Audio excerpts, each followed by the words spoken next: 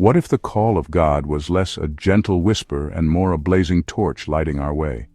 What if it shook us out of complacency, igniting a passion so fierce we could no longer remain silent? Today we gather around a sacred truth. The divine call is no passive invitation. It sparks a chain reaction of liberation, a holy fire kindled in Isaiah's day and still burning in our own. With these words, we enter the narrative of the prophet who stood trembling before the throne and heard that seismic question, "Whom shall I send and who will go for us?"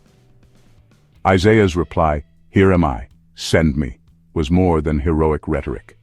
It was the seed of a mission that rippled across generations. This yes to God became a clarion call, echoing outward in ever-widening circles of liberation. This sacred calling unfolds in two interwoven symphonies, one outer, marked by the anointing of liberation, and one inner, driven by the human response to God's invitation.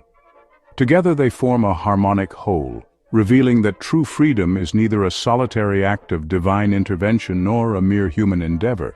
It is the result of divine and human partnership, a dynamic interplay where the Spirit empowers, the heart responds, and the world is transformed.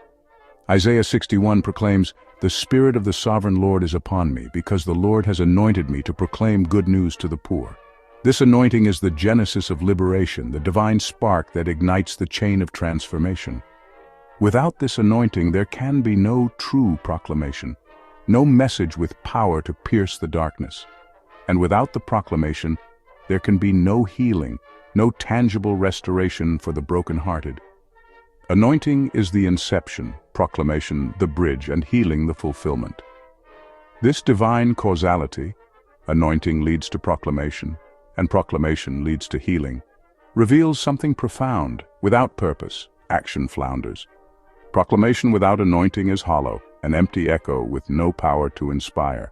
Healing without mission is cosmetic, a temporary salve rather than lasting restoration. But when the divine calling is spoken aloud, when it becomes proclamation, it sets in motion a transformation that culminates in tangible liberation, the binding of wounds, the release of captives, and the dawning of hope. Yet liberation begins not only with God's anointing, but also with our response. Isaiah heard the question, "Whom shall I send?" and responded, "Send me."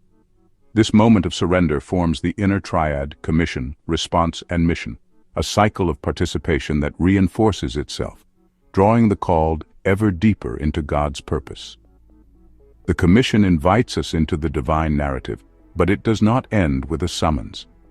The calling must evoke a response, for without response, the mission remains dormant, unrealized. And without mission, the response is incomplete, a promise unfulfilled. When Isaiah answers, his response becomes action. He is sent, and his mission becomes proclamation, to proclaim freedom for the captives and release from darkness for the prisoners. Thus, the cycle of calling becomes self-sustaining. The commission generates response, the response drives mission, and the mission validates the original call. When these two symphonies, the outer movement of liberation and the inner movement of calling, merge, they form a harmonic whole. Anointing and proclamation lead to healing, but healing and proclamation in turn uphold the anointing. Liberation is not simply a top-down decree from heaven. It is a partnership, a dialogue between the divine and the human. It requires that we, like Isaiah, listen to the voice of God and become the echo of that voice in the world. This harmonic interplay reminds us that God does not simply send us forth with empty hands. He anoints us, speaks through us, and works in us so that the proclamation is not mere rhetoric, but the very embodiment of His word. The prophet becomes the message, the messenger becomes the mission. Yet there are dangers in this flow. When fear, doubt, or apathy choke the heart, the cycle is bottlenecked, and the mission falters before it can even begin. A refusal to embrace the anointing and the mission results in stagnation, a state where proclamation dies before it is spoken, and healing is withheld from those who need it most. Disassociation, too, poses a grave danger. When proclamation becomes severed from the divine calling or the mission's fruits, it becomes performative, beautiful words without the power to bring about change. Such empty proclamations do not liberate, they lull us into complacency, offering a false peace while leaving the world unchanged. True proclamation must remain tethered to both its source in the divine and its purpose in human restoration. And so, we see that liberation is not a linear path, but a living, breathing symphony. Isaiah's response, "Send me," was the beginning of an ongoing cycle that continues in us today. The anointing flows outward in proclamation, and proclamation becomes healing, just as the Word became flesh and dwelt among us. The Spirit of the Lord moves, and we are invited to move with it, to proclaim freedom for the captives, to bind up the brokenhearted, and to declare the year of the Lord's favor. In the end, liberation is not an abstract idea, but a living mission.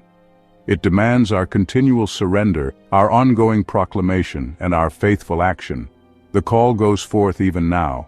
"Whom shall I send?" And the world waits for those who will answer, "Here am I, send me." May we, like Isaiah, rise to that calling. May we hear the divine voice, feel the anointing of the Spirit, and proclaim with boldness the good news of liberation. And may our proclamation bring forth healing as we become living echoes of God's liberating word in the world.